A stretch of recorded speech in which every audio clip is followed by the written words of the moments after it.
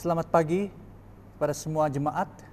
Kita bersyukur kepada Tuhan karena sekali lagi kita dapat bersama-sama di dalam kebaktian secara online. Dan pada pagi ini sebelum kita masuk dalam hadirat Tuhan, saya ingin membacakan satu petikan di dalam firman Tuhan yang dipetik daripada Mazmur 100 daripada ayat 1 hingga 5. Dikatakan, bersorak-soraklah bagi Tuhan, hai seluruh bumi. Beribadalah kepada Tuhan dengan sukacita. Datanglah ke hadapannya dengan sorak-sorai. Ketahuilah bahwa Tuhanlah Allah. Dialah yang menjadikan kita dan punya dialah kita, umatnya dan kawanan domba gembalaannya. Masuklah melalui pintu gerbangnya dengan nyanyian syukur, ke dalam pelatarannya dengan puji-pujian. Bersyukurlah kepadanya dan pujilah namanya. Sebab Tuhan itu baik, kasih setianya untuk selama-lamanya, dan kesetiaannya tetap turun-temurun. Jadi pada pagi ini melalui firman ini, mari kita mempunyai satu sikap seperti apa yang dikatakan dalam firman ini. Kita datang kepada Tuhan dengan sukacita di dalam hidup kita pada pagi ini. Sukacita karena, kenapa? Sukacita karena Tuhanlah yang telah menciptakan kita. Dan karena Dia menciptakan kita, Dia Bapa kita, kita datang kepada Dia dengan hati yang penuh dengan sukacita. Dan apalagi Dia katakan di sini, kita datang masuk ke pintu gerbangnya dengan nyanyian syukur. Jadi pada pagi ini mari kita datang masuk ke dalam gerbang Tuhan dengan nyanyian syukur. Syukur karena Tuhan itu sungguh baik di dalam kehidupan kita. Kita sudah melalui banyak perkara dalam hidup kita, kesetiaan dan kebaikan Tuhan itu nyata di dalam hidup kita. Nah, jadi mari kita pada pagi ini siapkan hati kita untuk datang di hadapan Tuhan. Kita persembahkan pujian kepada Tuhan dengan sukacita dan juga dengan kesyukuran. Mari kita berdoa. Haleluya. Bapa, kami datang di hadapan Engkau pada pagi ini. Kami mengakui Tuhan bahwa Engkau adalah Tuhan yang telah menciptakan kami. Dan Engkaulah Bapa kami. Oleh itu Tuhan pada pagi ini, apapun yang sedang kami lalui dalam kehidupan kami mau datang di hadapan Engkau dengan nyanyian syukur, dengan hati yang penuh dengan sukacita. Karena Engkau adalah Tuhan yang telah menciptakan kami, dan Engkau adalah Tuhan yang baik dan setia. Tuhan, pada pagi ini kami mau angkat roh, jiwa kami dan seluruh hidup kami untuk mempersembahkan di hadapan takhta Engkau, di mezbah Engkau pada pagi ini. Dan kami mau memuji Engkau karena Engkaulah Tuhan yang layak untuk menerima segala puji dan sembah kami. Mengangkat namamu setinggi-tingginya pada pagi ini, dan setiap apa yang keluar daripada mulut kami, biarlah itu akan menyenangkan dan berkenan di hati Engkau. Terpujilah Engkau, Tuhan Yesus, Tuhan dan Raja kami. Di dalam nama Tuhan Yesus. Amin. Amin. Shalom dan selamat pagi. Kita berkumpul pada pagi ini lagi untuk memuji dan menyembah Tuhan. Dan Tuhan tidak terbatas di mana saja kita berada. Tuhan ada di mana-mana. Tentu mari kita memuji dan menyembah bersama pada pagi ini. Bawa hati kita untuk menyembah Tuhan karena Dia adalah Tuhan yang ada bila kita memanggil, bila kita sujud menyembah Dia. Amen. Haleluya. Bapa, kami mau bernyanyi dan bersorak bagi nama Engkau, karena Engkau adalah Tuhan, Allah kekuatan kami. Kami tidak bersandar pada kekuatan kami Tuhan, tetapi Engkaulah kekuatan kami. Kami mau mengangkat nama Engkau, memuji Engkau. Dalam nama Tuhan Yesus, kami menyembah Engkau. Amen.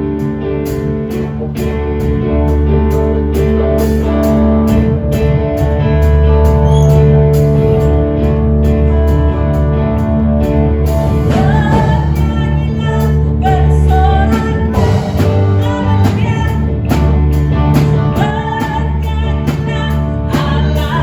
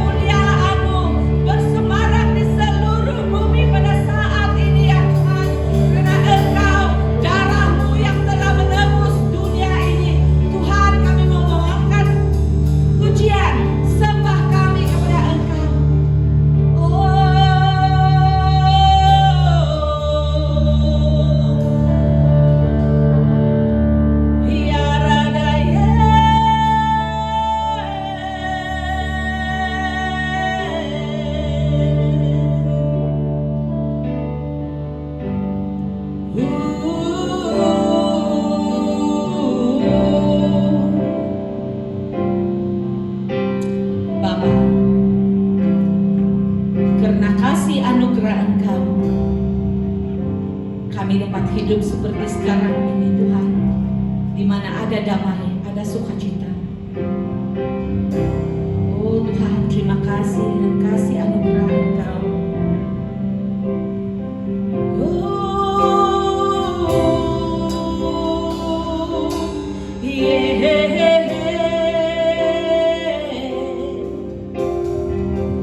Kasih anugerah-Mu bersemarak di seluruh bumi.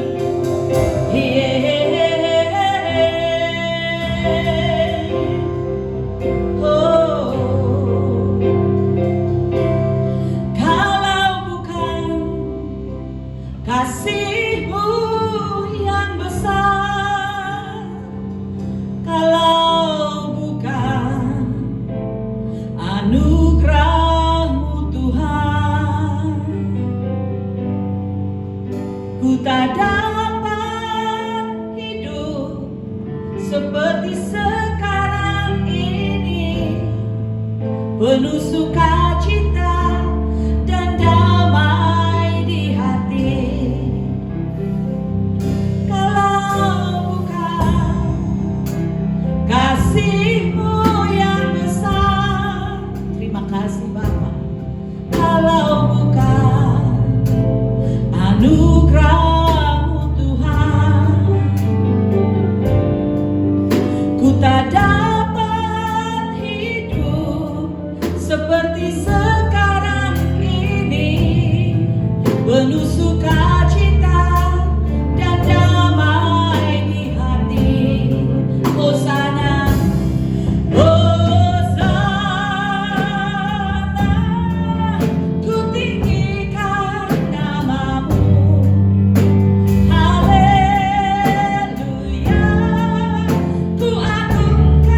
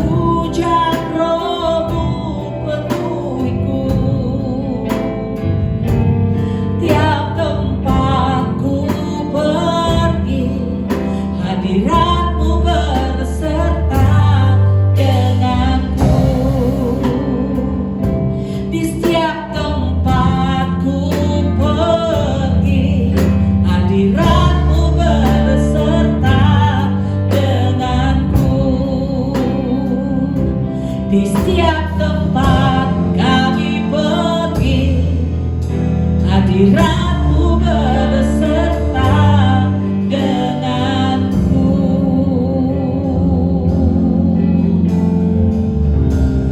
Ya Bapa, terima kasih karena Engkau menghujani kami dengan kuasa roh Engkau. Hujani kami Tuhan, hujani hidup kami dengan Roh Kudus Engkau setiap hari, di mana saja kami pergi. Biarlah Engkau beserta dengan anak-anak Engkau ya Tuhan. Terima kasih Tuhan, pada pagi ini kami mau bersukacita karena kuasa kasih Engkau, anugerah-Mu yang besar melimpah di dalam kehidupan kami, di mana hati kami disegarkan, hati kami dipulihkan oleh karena hadirat-Mu, oleh karena hadirat-Mu. Tuhan, terima kasih, terima kasih, terima kasih. Biarlah masa ini, tempat ini, dan seterusnya kami serahkan semuanya di dalam tangan Engkau. Kami menyembah Engkau karena Engkau adalah Tuhan segala Tuhan dan Raja di atas segala raja, penguasa langit dan bumi, Yesus Kristus, Tuhan dan Raja kami. Amin.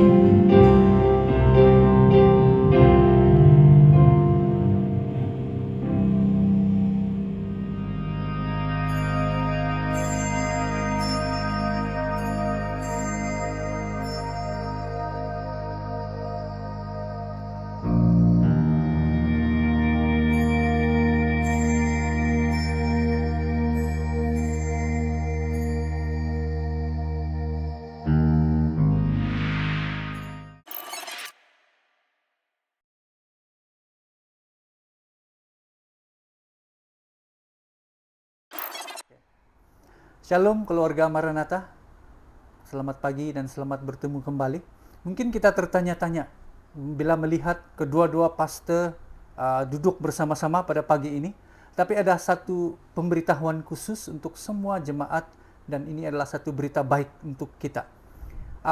Kita tahu bahwa kita sudah 6 bulan tidak dapat datang ke gereja dan kita hanya berbakti secara online, dan ingin kami membawa berita baik ini kepada kita karena sesungguhnya kita merindukan dan kita menanti-nantikan saat ini.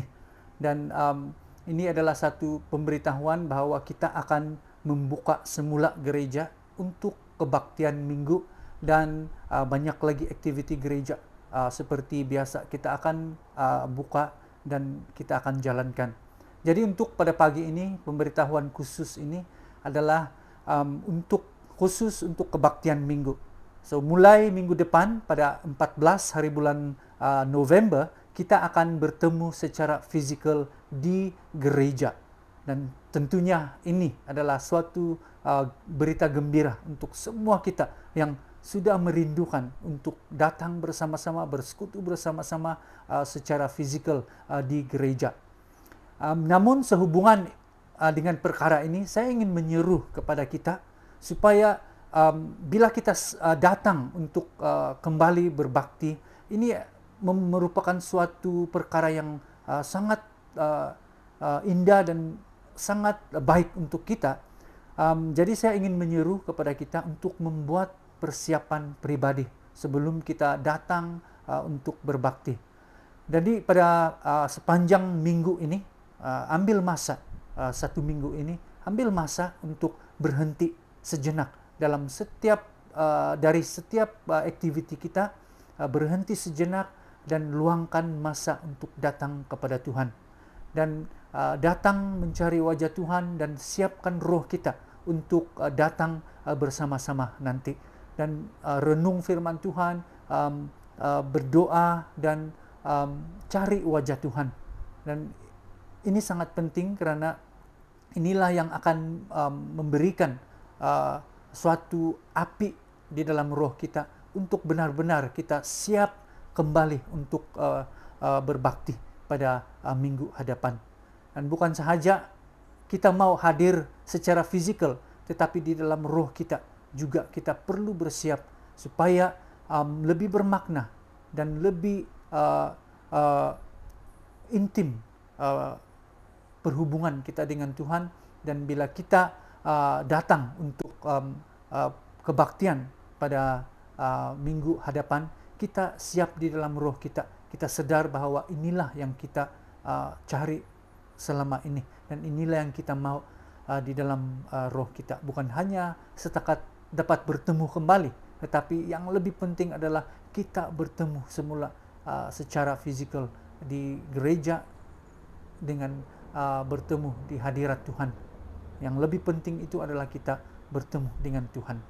Jadi untuk itu saya mau menyuruh kepada semua jemaat untuk datang dengan hati yang bersiap, datang dengan hati yang siap sedia, roh yang sudah bersiap sedia menantikan apa yang Tuhan akan lakukan bagi kita di pembukaan yang baru ini. Jadi untuk itu saya sekali lagi menyuruh kepada jemaat semua untuk memberitahu jemaat kita yang lain untuk datang pada minggu hadapan. Jadi untuk itu saya mau memberikan masa ini untuk satu perkara yang sangat penting untuk kita datang pada minggu hadapan. Dan perkara ini sangat penting untuk kita. Siapa yang boleh datang, apa yang harus dilakukan. Jadi ini adalah perkara penting, dan saya akan memberikan ruang dan masa ini untuk Pastor Minchan untuk memberikan kita sedikit penerangan tentang perkara yang penting ini.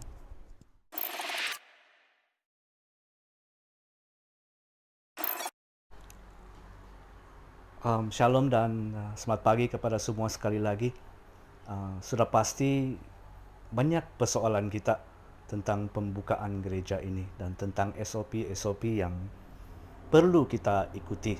Dan kita perlu fahami bahawa perlu ada SOP yang kita ikuti untuk supaya segala perjalanan di dalam kebaktian kita itu sesuai dengan apa yang telah ditentukan oleh pihak kerajaan. Dan itu juga menentukan bahawa keberlangsungan kebaktian kita itu akan dapat berterusan. Dan untuk itu saya akan memberikan kita beberapa perkara penting di sini untuk kita ikuti, dan sebagai satu penjelasan bagi kita tentang SOP pembukaan gereja ini. Dan soalan pertama yang saya ingat kita semua ingin tahu ialah bila sebenarnya kita akan dapat berbakti semula secara fizikal. Okay? Dan saya dengan sukacitanya memaklumkan kepada kita semua bahawa kita akan mula berbakti secara fizikal dan datang bersama-sama di Gedung Gereja Maranatha pada 14 hari bulan November 2021 bermula jam 9 pagi. Untuk pengetahuan kita, ia adalah pada minggu hadapan. Dan untuk pengetahuan kita juga, kebaktian yang kita boleh adakan hanya terhad kepada 2 jam. Oleh itu, saya berharap semua kita dapat datang tepat pada waktunya. Dan soalan yang kedua yang mungkin kita akan tanya ialah berapa orang yang boleh datang? Berapa bilangan orang boleh datang? Okay, kalau mengikutkan SOP yang telah dikeluarkan oleh kerajaan, gereja sekarang ini masih lagi di tahap fasa yang ketiga, dan mengikut apa yang telah diumumkan secara general, secara umum hanya 30% saja yang boleh hadir. Okay? Manakala SOP di dalam kerajaan negeri pula mengatakan 50%. Okay, bagaimanapun, okay, pihak gereja telah menentukan bahawa bilangan yang hadir mengikut tempat duduk yang telah disediakan dan mengikut penjarakan sosial sebanyak 1 meter, sebanyak 70 orang yang telah dibenarkan untuk datang ke gereja pada masa ini. Okey, untuk itu perlu diingatkan bahawa tempat adalah terhad kepada 70 orang sahaja yang boleh duduklah. Okey, dan kerana itu saya meminta kita untuk datang awal. Dan kepada mereka yang datang dan mungkin tidak ada tempat duduk, mungkin kita akan fikirkan apakah jalan yang terbaik untuk kita selesaikan ini. Ini baru kali pertama kita balik bersama-sama. Okay, sudah pastinya ada banyak kesilapan, ada banyak perkara yang belum dapat dijalankan dengan licin dan sempurna lah. Okay? So untuk itu, untuk buat masa sekarang ini hanya 70 orang yang boleh hadir. Okay? Now, seperti biasa bila kita datang nanti itu, kita perlu mendaftar di dalam MySejahtera. Okay, kita perlu daftar di dalam MySejahtera, dan kita perlu cek suhu kita sebelum masuk di dalam gereja. Jalan masuk dan keluar telah disediakan. Di mana kita boleh masuk, di mana kita tidak boleh masuk. Okay? Dan SOP yang seterusnya mengatakan bahawa kita tidak boleh berkumpul di luar gereja sebelum dan selepas kebaktian. Okay? Itu adalah SOP dia, dan juga tentang tidak boleh mengadakan majlis makan-makan lah. Okay? Buat masa sekarang ini kita masih tidak boleh melakukan itu. Itulah yang kita paling suka, kita dapat menjamu selera bersama-sama kan. Tetapi buat masa sekarang ini kita masih tidak dapat melakukan itu. Okay? Nah, soalan dia siapa yang boleh hadir? Siapa yang boleh datang? Okay? Kalau mengikut SOP dia tidak menghalang siapa-siapa pun untuk datang. Okay?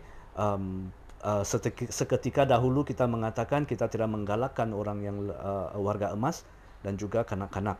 Okay, tetapi bagi sekarang ini SOP yang terbaru mengatakan untuk hadir di dalam kebaktian di gereja, yang perlu ialah sudah divaksin lengkap 2 dos. Itu adalah SOP yang terkini bagi rumah-rumah ibadah, dan itu gereja kita tidak terkecuali. Dan oleh itu, bagi kanak-kanak di bawah 12 tahun, kalau ibu bapa hendak membawa mereka ke gereja, boleh. Tetapi saya meminta kita untuk memastikan ibu bapa juga telah dilengkap 2 dos, dan kanak-kanak hendaklah duduk bersama-sama dengan ibu bapa. Kamu kena pangku lah. Okay? Sebab kenapa? Sebab tempat adalah terhad. Okay, kita lihat keadaan macam mana. Kalau ramai, ada banyak lagi tempat duduk, kita kasih duduk. Kalau tidak, kamu kena pangku anak-anak kamu, dan pastikan anak-anak tidak lari ke sana ke sini di dalam gereja. Okay? So itu adalah SOP dia. Dan satu lagi, dan SOP yang seterusnya semestinya penjarakan 1 meter harus diambil kira. Okay? Tempat duduk adalah penjarakan 1 meter, dan juga perlu pakai pelitup muka sepanjang masa, dan juga haruslah senantiasa sanitize tangan kita. Okay, harus senantiasa mensanitize tangan kita. Dan perkara yang sangat penting di sini juga adalah tentang kesihatan kita. Kita menggalakkan semua kita untuk datang, kerana itu adalah apa yang Tuhan inginkan untuk kita. Tetapi dalam masa yang sama juga kita mau menjaga antara satu sama yang lain daripada segi kesihatan. So kepada sesiapa yang mempunyai rasa seperti sakit, ada gejala sakit, batuk, panas badan, okay, saya mensarankan kita untuk minta Tuhan untuk sembuhkan kamu, dan dalam masa yang sama jumpa doktor, dan dalam masa yang sama juga kamu rehat di rumah. Kita menjaga antara satu sama yang lain untuk memastikan bahawa apapun penyakit tidak menjangkit antara satu sama yang lain. Itu adalah satu tanda kasih di antara kita bersama-sama. Okay? So itulah beberapa SOP penting yang kita perlu ikuti, dan begitu juga SOP ini terpakai di luar, juga terpakai di gereja di sini. Dan kalau ada apa-apa persoalan lagi tentang SOP ini, sila berhubung dengan pihak gereja, dengan pastor, dengan pemimpin kamu. Okay? Apakah yang kamu masih tidak pasti lagi. Dan sekali lagi saya katakan, sudah lama kita tidak bertemu bersama-sama. Kerinduan itu pasti ada. Tetapi dalam masa yang sama juga kita perlu pastikan apa yang kita lakukan itu mengikuti SOP, supaya keberlangsungan kebaktian kita itu akan dapat diteruskan. Dan dengan itu saya akan mengakhiri sesi kita pada pagi ini, pengumuman penting pada pagi ini. Saya tidak sabar untuk kita dapat datang bersama-sama untuk berbakti, memuji dan menyembah Tuhan bersama-sama sebagai satu keluarga di dalam Tuhan. Tiada apa-apa yang dapat menghalang kita datang kepada Tuhan sebenarnya. Tetapi kerana Tuhan telah menempatkan kita di sini, di gereja di sini, kerinduan itu tetap ada. Kita datang bersama-sama pada hari Minggu ini. Jangan malu, jangan takut, jangan segan. Tuhan tetap senantiasa akan menjaga dan melindungi kita. Amen. Oleh itu, saya akan mengundurkan diri di dalam pengumuman ini. Saya dan Pastor Morris ingin sangat melihat kamu semua, kita semua untuk datang bersama-sama, kita memuji dan kita menyembah Tuhan pada 14 hari bulan November nanti. Sehingga kepada hari itu, Tuhan memberkati kita semua, kita berjumpa lagi, kita berjumpa nanti untuk berbakti bersama-sama. Amen. Jumpa nanti.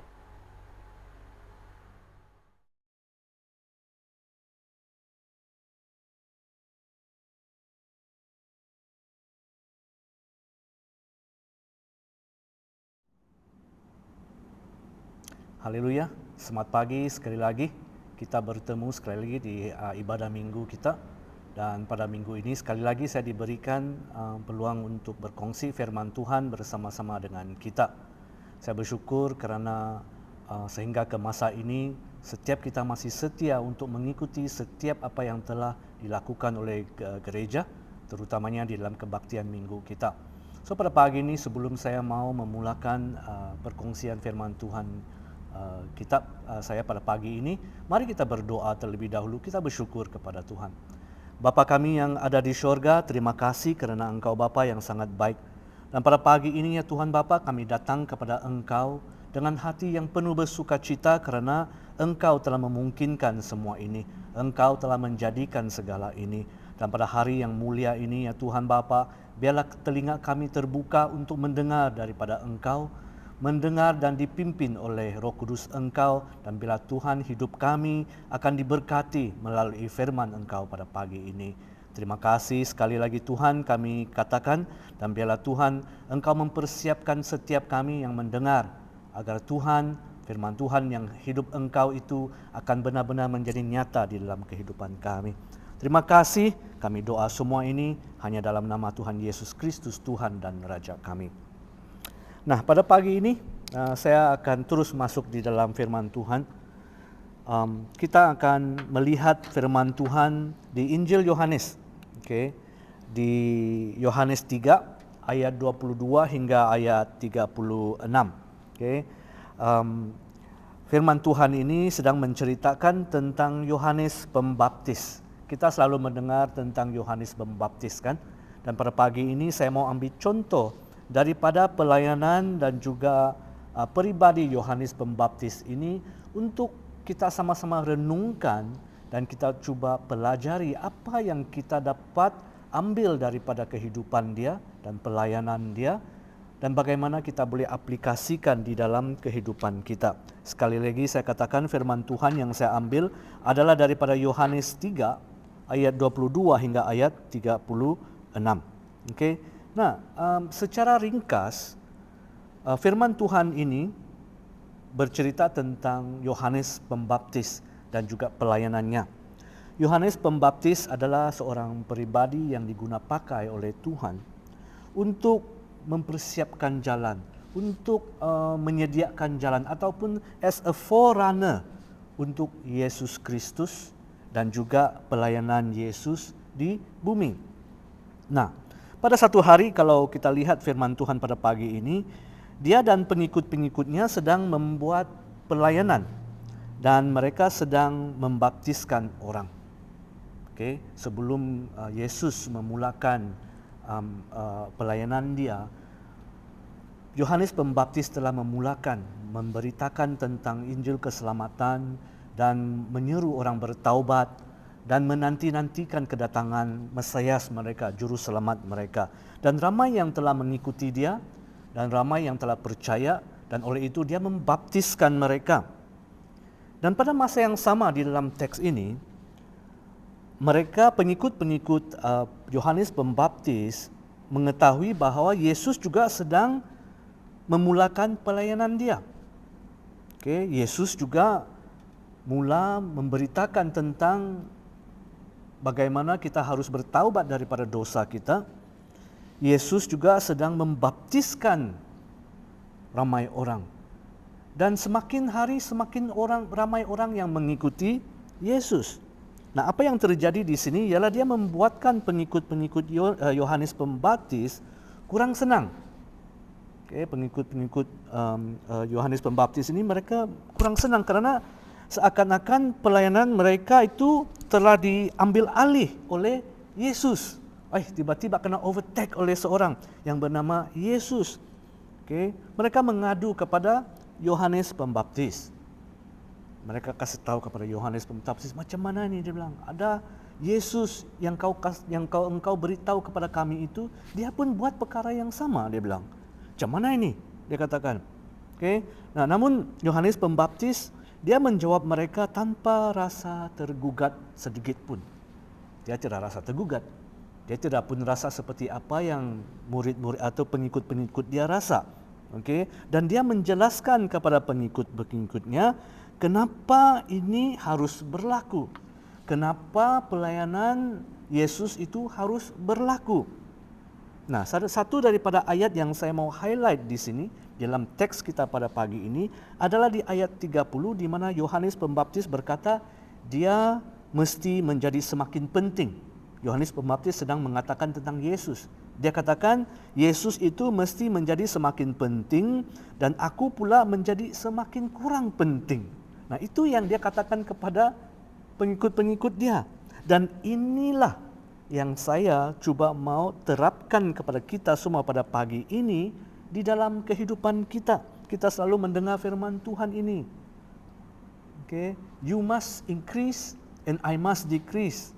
Ataupun more of you, less of me. Itu yang kita selalu dengar dan kita selalu ambil itu sebagai satu ayat yang begitu mendorong kita. Satu ayat yang selalu kita tulis di mana-mana. More of you, less of me. Bermaksud Tuhan lebih penting, Yesus lebih penting dan saya di nombor 2. Itu yang selalu kita katakan. Dan inilah pada pagi ini tujuan saya adalah supaya ini benar-benar diterapkan di dalam kehidupan kita semua. Di mana kita akan meletakkan Yesus Kristus sebagai apa? Sebagai keutamaan di dalam kehidupan kita. Nah, teks kita pada pagi ini saya boleh bagikan 3 bahagian. Dan daripada 3 bahagian itu kita melihat apakah yang diperkatakan oleh Yohanes Pembaptis dan apa yang kita boleh pelajari. Nah, kita bermula dengan bahagian yang pertama daripada ayat 22 hingga ayat 27. Dan saya akan membaca di ayat 22. Dia katakan setelah itu Yesus dan pengikut-pengikutnya pergi ke wilayah Yudea. Dia tinggal di situ dengan mereka untuk sementara waktu dan dia membaptis orang. Pada masa itu Yohanes belum dipenjarakan di Ainon, tempat yang tidak jauh daripada Salim. Yohanes membaptis orang karena di situ terdapat banyak air. Orang datang kepadanya dan dia membaptis mereka. Nah, ayat yang ke-25, beberapa orang pengikut Yohanes mula bertengkar dengan seorang Yahudi tentang adat pembasuhan. Kemudian mereka pergi kepada Yohanes dan berkata, adakah guru masih ingat akan orang yang bersama-sama guru di seberang sungai Yordan itu? Orang yang guru tunjukkan kepada kami dahulu. Lihatlah, sekarang dia membaptis orang dan semua orang pergi kepadanya, dia katakan. Ini pengikut dia katakan. Lepas itu Yohanes Pembaptis dia menjawab, seseorang tidak dapat menerima sesuatu jika Allah tidak memberikannya. Nah, ayat di sini sedang menunjukkan kepada kita reaksi pengikut-pengikut Yohanes Pembaptis kepada pelayanan Yesus. Reaksi mereka itu adalah satu reaksi yang saya boleh katakan sebagai reaksi yang iri hati ataupun reaksi yang dengki dengan apa yang Yesus sedang lakukan. Malah ada sedikit seperti mereka sedang mendendam apa yang Yesus lakukan. Nah, ini terjadi karena mereka sudah lama melakukan ini. Terus tiba-tiba Yesus pun melakukan perkara yang sama. Ini terjadi karena Yesus mula memberitakan Injil keselamatan dan bercakap tentang pertaubatan, tentang dosa dan tentang bagaimana mereka harus datang dan menerima Yesus sebagai Tuhan dan sebagai juru selamat mereka. Dan ini seolah sesuatu pelayanan baru yang mempunyai sesuatu persamaan dengan apa yang mereka sedang lakukan itu menggugat pengikut-pengikut Yohanes Pembaptis. Dia bilang kami pun sudah melakukan, sekarang si Yesus pun start juga. Dia bilang, mereka merasa tergugat. Kenapa dia pun mau buat sedangkan kami membuat juga, dia katakan. Okey. Dan ini menyebabkan apa yang mereka sedang lakukan itu menjadi perbualan mulut orang lain. Dan di dalam teks ini dia mengatakan seorang Yahudi sedang mempersoalkan mereka tentang adat pembasuhan. Okey, artinya di sini mereka sedang membanding-bandingkan apa yang Yesus lakukan dengan apa yang mereka lakukan. Semestinya terdapat sedikit perbezaan dan mereka cuba mau untuk bertanya kepada pengikut-pengikut Yohanes Pembaptis. Dia bilang, kenapa begini? Kenapa kamu lakukan begitu? Dan ini menyebabkan pengikut-pengikut Yohanes Pembaptis makin menjadi kurang senang dengan soalan-soalan yang dilemparkan kepada mereka. Okay. Soalan-soalan itu seperti sedang mencabar kesahihan pelayanan mereka. Mereka merasa tergugat. Sehingga apa yang berlaku, mereka melihat ramai orang pergi memilih untuk mengikuti Yesus. Ini yang orang-orang Yahudi itu katakan kepada mereka. Terus mereka merasa tergugat. Nah, pengikut-pengikut Yohanes Pembaptis itu merasa begitu tergugat dan membawa perkara ini kepada Yohanes Pembaptis. Dia katakan kepada Yohanes Pembaptis lah, dia bilang, kau tengok apa yang terjadi sekarang. Kami sedang dibanding-bandingkan. Yesus pun buat perkara yang sama, dia bilang. Kami juga dipersoalkan kesahihan pelayanan kita. Okay. Mereka membawa ini kepada Yohanes Pembaptis dengan harapan bahawa sesuatu langkah yang drastik akan dilakukan untuk membendung perkembangan ini. Ya, itu harapan mereka supaya Yesus diberhentikan daripada apa yang dia sedang mau melakukan. Okay. Nah, di sini kita lihat bahawa pengikut-pengikut Yohanes Pembaptis menganggap Yesus sebagai apa? Saingan kepada tuan mereka, yaitu Yohanes Pembaptis, dan juga saingan kepada mereka pengikut-pengikut Yohanes Pembaptis. Ada saingan, dia bilang. Dia mau buat juga apa yang kami buat. Okay.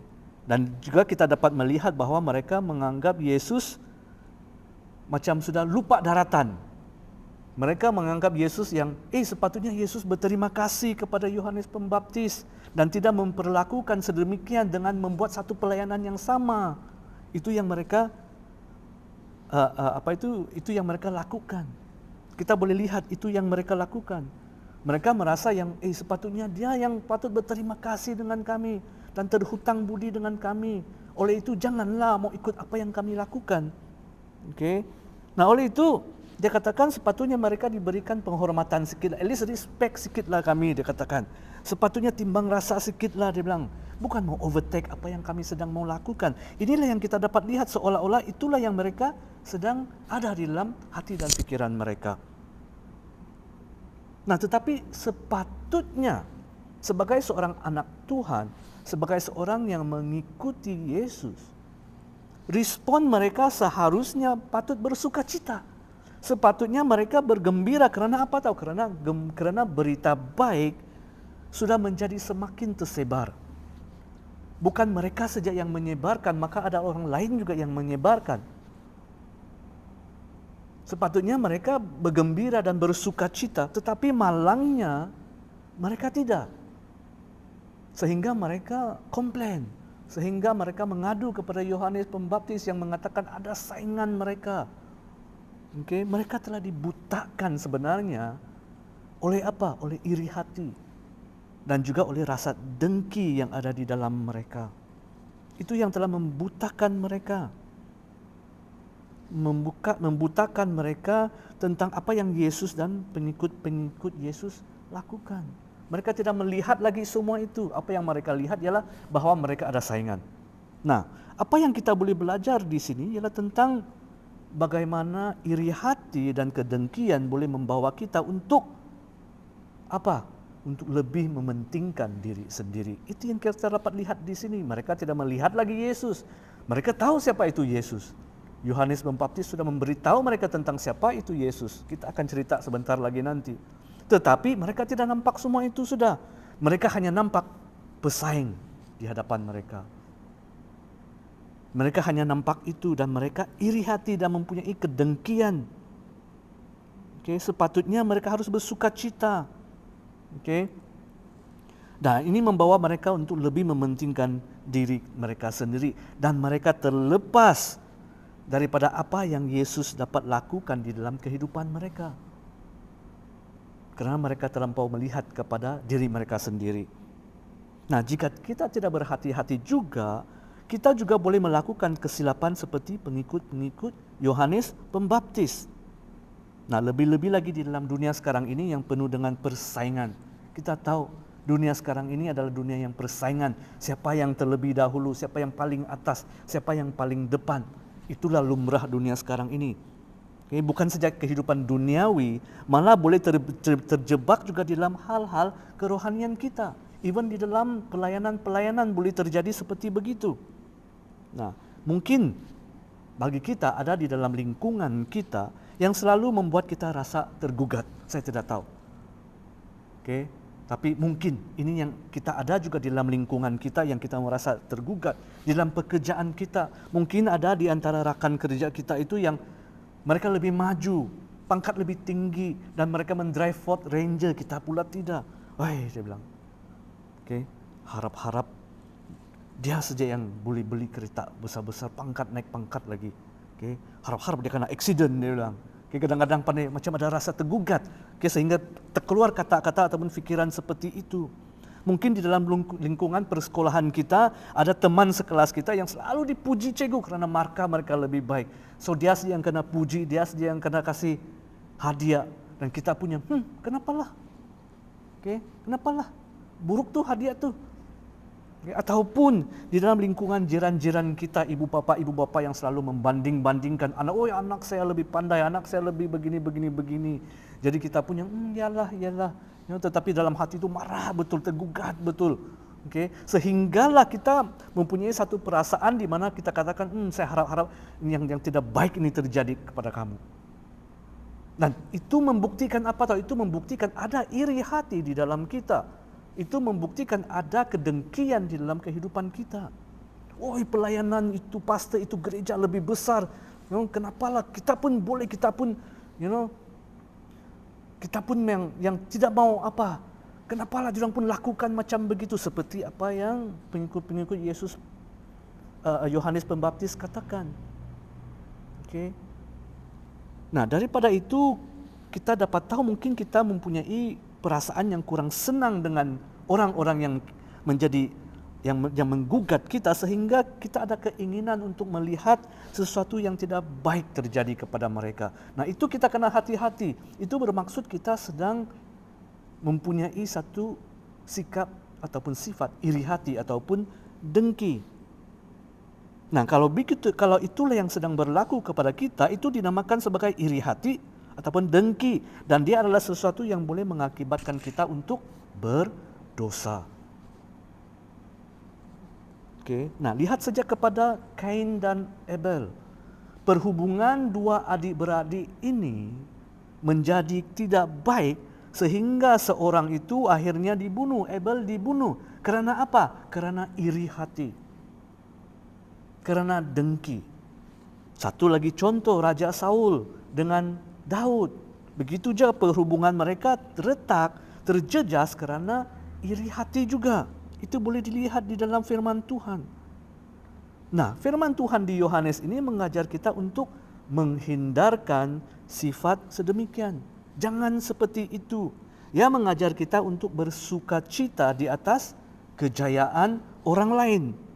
Jangan menganggap setiap orang sebagai saingan kita. Itu yang diajar dalam firman Tuhan ini. Sebaliknya dia katakan mengasihi semua orang dan menghargai setiap berkat yang Tuhan telah berikan kepada mereka. Itu yang seharusnya menjadi respon kita. Bukan kita mau iri hati dengan orang. Nah, lihat bagaimana Yohanes Pembaptis, dia menjawab pengikut-pengikut dia bila mereka mengadu kepada mereka. Dia katakan, seseorang tidak dapat menerima sesuatu jika Allah tidak memberikannya. Ini jawaban dia. Pertama kepada mereka, dia katakan di situ. So apa maksudnya? Maksudnya di sini ialah semua keupayaan dan kejayaan kita adalah datang daripada Tuhan, dia katakan. Oleh itu, kalau kita tidak berpuas hati dengan keupayaan dan kejayaan yang Tuhan berikan kepada orang lain, itu bermaksud kita sedang mengatakan bahwa Tuhan itu tidak adil dan tidak bijaksana. Itu maksud dia di sana.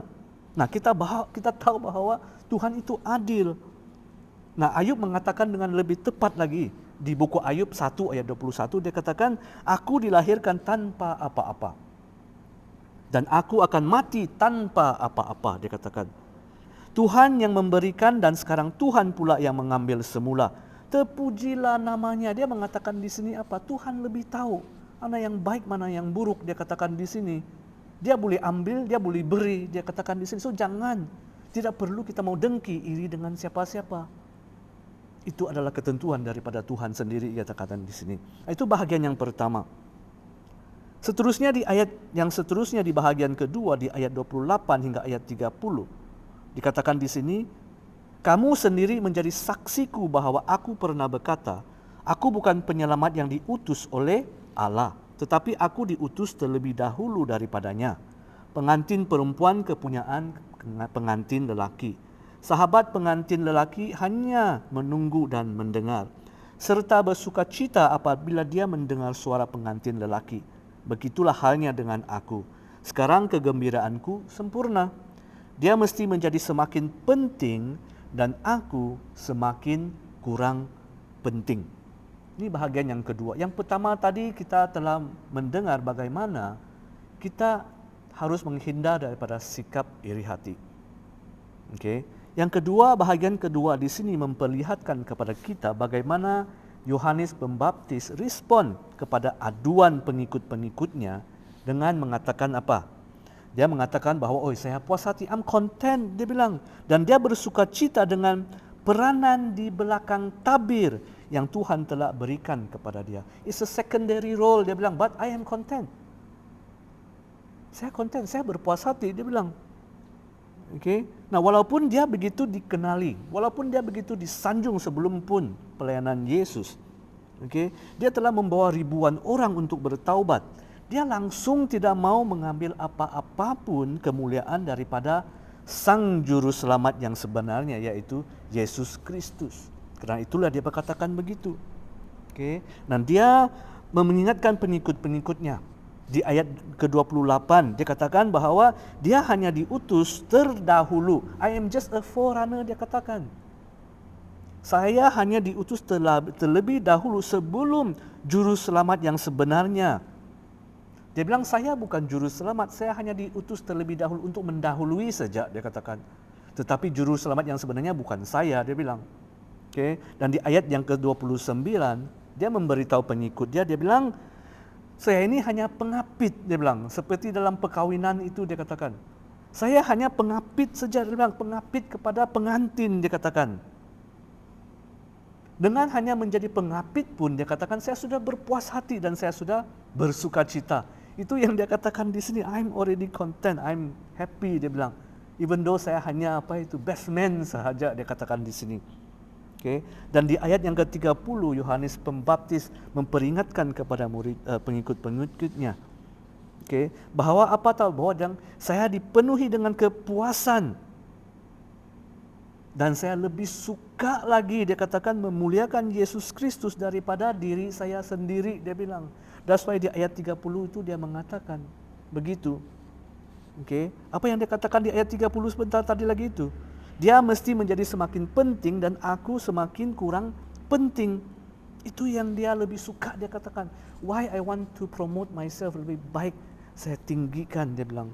Lebih baik saya muliakan Yesus Kristus, dia katakan. Ini yang dia ingatkan kepada murid-murid dia, kepada pengikut-pengikut dia. Nah, respon Yohanes Pembaptis ini juga harus menjadi respon kita. Kita harus bersukacita dan berusaha melihat Yesus dipermuliakan melalui kehidupan kita. Kita bukan berada di dunia ini untuk mau promote ataupun tinggikan, muliakan diri kita sendiri. That is the wrong concept di dalam Tuhan. Kita harus bersukacita dan kita harus berusaha untuk melihat Yesus dipermuliakan melalui kehidupan kita. Nah, itu berarti sebenarnya itulah kehidupan seorang pengikut Yesus. If we call ourselves a Christian, seorang pengikut Yesus, sepatutnya kehidupan kita adalah untuk mau berusaha, untuk mau memuliakan Yesus Kristus. Bukan untuk mau meninggikan diri kita sendiri, tetapi untuk mau meninggikan nama Yesus. Kejayaan hidup kita harus diukur dengan betapa kehidupan kita dapat mencerminkan dan memuliakan nama Yesus Kristus. If you ask me, kalau kamu tanya saya bagaimana untuk mau mendefinisikan kejayaan di dalam kehidupan, jawaban daripada dunia ini mungkin berbeza, tetapi jawaban saya adalah bagaimana kehidupan saya memuliakan Yesus Kristus. Begitulah kamu dapat mengukur betapa berjayanya kehidupan saya. Dan itu yang harus menjadi kayu pengukur kejayaan hidup bagi setiap kita yang mengaku Yesus Kristus sebagai Tuhan dan Juru Selamat. Dan karena itulah kita perlu menjadi seperti Yohanes Pembaptis dan menjadikan itu sebagai prinsip dan matlamat kehidupan kita untuk sentiasa mendahulukan dan memuliakan Tuhan. Barulah kita boleh berkata dengan penuh keyakinan, dia mesti menjadi semakin penting dan aku semakin kurang penting. Alright. Bahagian ketiga dan bahagian yang seterusnya. Di ayat 31 dan ayat 36. Dia yang datang dari syurga paling utama daripada semua orang. Orang yang datang dari dunia tergolong orang dunia. Dan dia bercakap tentang perkara-perkara dunia ini. Tetapi dia yang datang dari syurga, dialah yang paling utama. Dia memberitahukan apa yang dilihatnya dan didengarnya. Tetapi tidak seorang pun menerima kesaksiannya. Tetapi orang yang menerima kesaksiannya mengakui bahwa apa yang difirmankan oleh Allah benar. Orang yang diutus oleh Allah menyampaikan firman Allah. Karena Allah mengurniakan rohnya kepada dia dengan sepenuhnya. Bapa mengasihi anaknya dan sudah menyerahkan segala sesuatu di bawah kuasanya. Sesiapa yang percaya kepada anak itu beroleh hidup sejati dan kekal. Tetapi sesiapa yang tidak taat kepada anak itu tidak akan beroleh hidup itu. Dia akan dihukum oleh Allah selama-lamanya. Nah, sekali lagi, Yohanes Pembaptis memberikan penjelasan yang lebih penting lagi kepada pengikut-pengikut dia. Dia mengatakan tentang pribadi dan tanggung jawab Yesus Kristus. Dia memberitahu tentang matlamat Yesus Kristus. Matlamat Bapa di syurga memberikan anak dia Yesus Kristus kepada semua kita. Dia mengatakan di sini ada dua perkara di sini yang dia memperingatkan kepada murid-murid, kepada pengikut-pengikut dia. Di ayat yang ke-31, Yohanes Pembaptis mengatakan bahwa Yesus adalah yang paling terutama daripada semua orang. Dia katakan he is above all. Dia sedang menekankan kepada pengikut-pengikutnya tentang bagaimana Yesus itu sangat penting. Apa yang dia sedang lakukan di dunia ini sangat penting.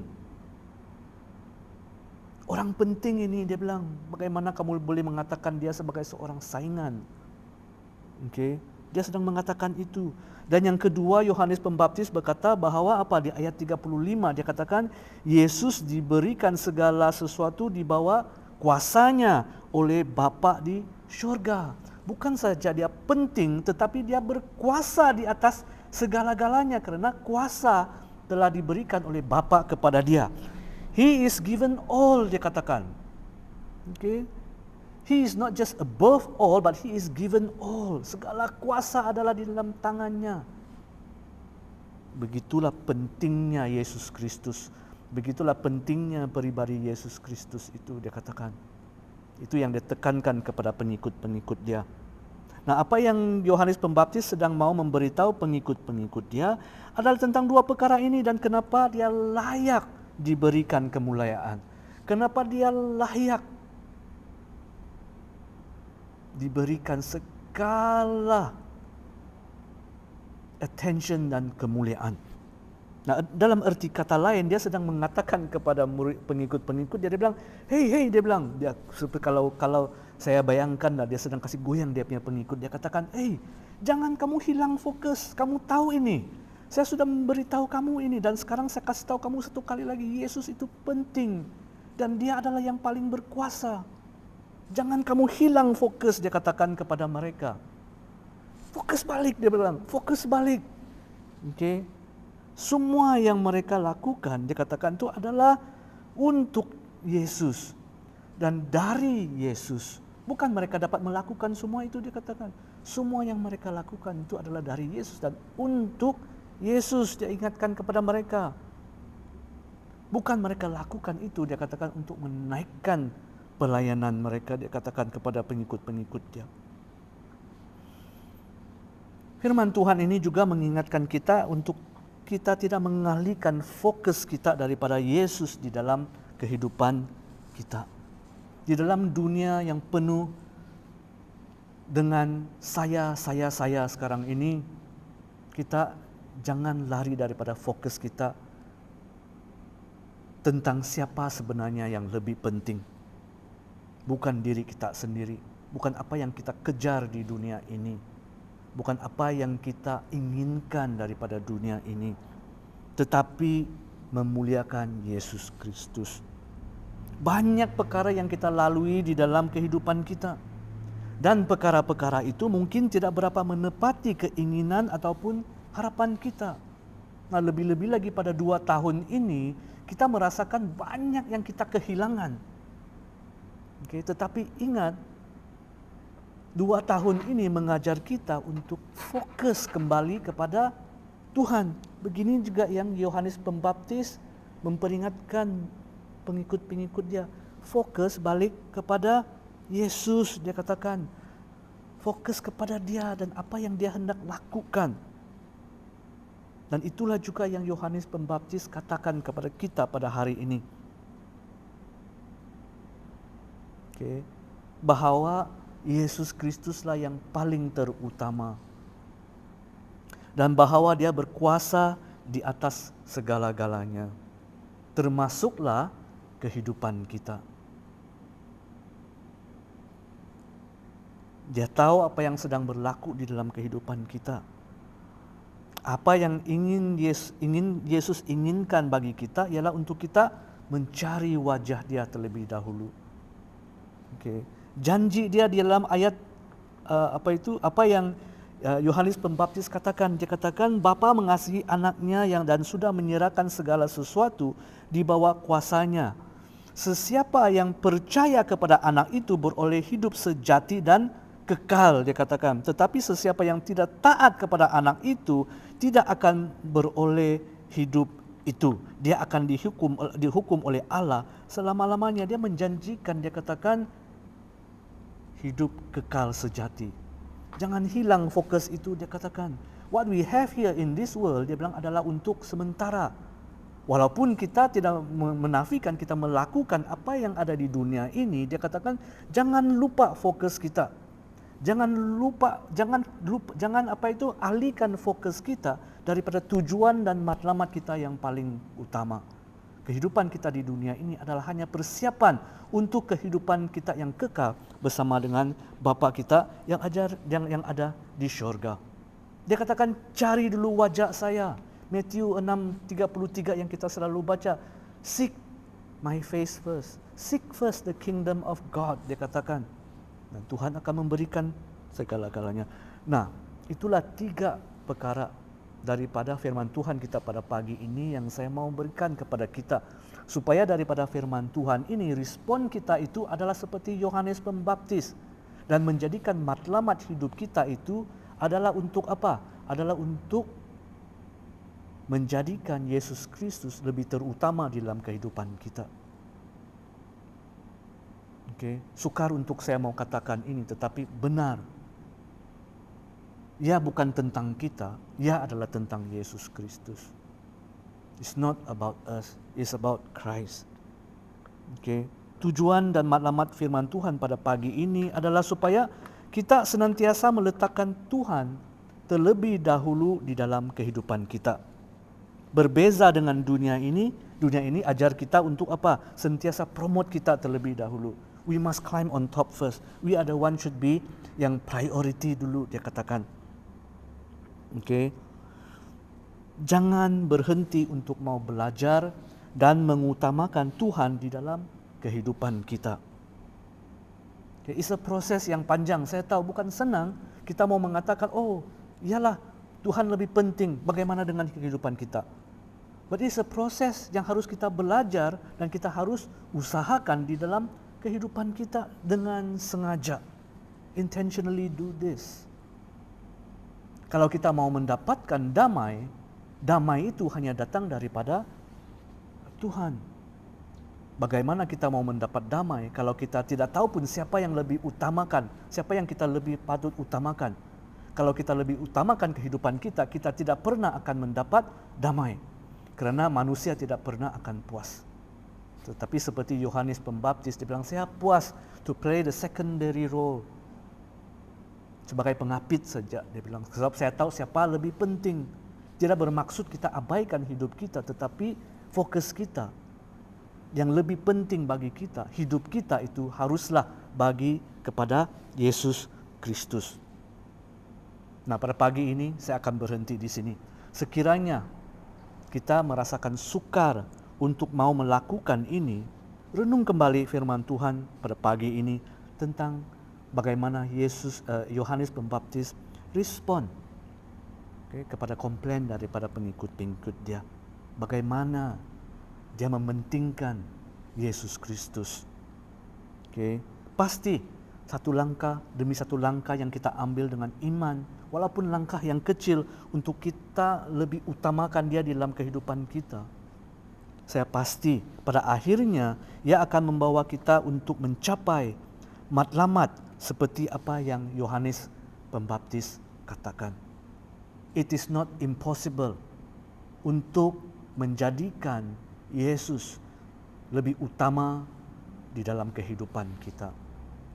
So saya berdoa dan saya berharap melalui firman Tuhan ini kita balik, kita merenung firman Tuhan ini. Biar kita berusaha, even in a small step, dalam langkah yang kecil, kita mula menjadikan Yesus Kristus lebih penting daripada kita. Tanpa mengabaikan bahwa kita ini adalah ciptaan Tuhan yang diletakkan di dunia ini, tetapi bahwa fokus kita harus lebih kepada Yesus Kristus. Sehinggalah kita boleh dengan penuh yakin mengatakan bahwa Yesus menjadi semakin penting dan saya pula menjadi kurang penting. Itu adalah harapan dan doa saya bagi kita semua, dan saya harap firman Tuhan pada pagi ini akan menjadikan kita lebih berinisiatif dan lebih mau berusaha untuk mau menghidupi apa yang firman Tuhan telah perintahkan kepada kita. Amen. Mari kita berdoa. Bapa kami yang ada di syurga, terima kasih kerana Engkau Bapa yang senantiasa mau melihat kami bertumbuh di dalam Engkau. Walaupun ya Tuhan Bapa banyak kesilapan kami, banyak kelakuan kami yang tidak setimpal dengan apa yang Engkau kehendaki di dalam kehidupan kami. Namun kasih karunia Engkau telah memberikan kami satu lagi peluang untuk memperbaiki dan bertumbuh di dalam Engkau ya Tuhan Bapa. Biarlah Tuhan pada pagi ini firman Tuhan yang daripada Engkau dan juga kesaksian daripada Yohanes Pembaptis sendiri akan membantu kami ya Tuhan Bapa, akan mendorong kami ya Tuhan Bapa untuk terus mau mengutamakan Engkau di dalam kehidupan kami ya Tuhan Bapa. Tuhan, kami perlukan Engkau dan kami perlukan bimbingan Roh Kudus Engkau supaya pada satu hari nanti kami benar-benar yakin dan boleh berkata bahwa ya memang Yesus Engkau seharusnya menjadi lebih penting dan kami akan menjadi kurang penting. Karena Engkau layak, sebab Engkaulah Tuhan pencipta langit dan bumi. Dan karena Engkaulah yang terutama dari segala-galanya, dan segalanya Engkau berkuasa ke atasnya, termasuklah kehidupan kami. Terima kasih ya Bapa, kami doa semua ini dalam nama Tuhan Yesus Kristus, Tuhan dan Raja kami. Amen. Haleluya. So begitu saja, sampai di sini saja firman Tuhan dan khotbah saya pada pagi ini. Tuhan memberkati kita semua. Jumpa pada minggu hadapan. Amen. Haleluya.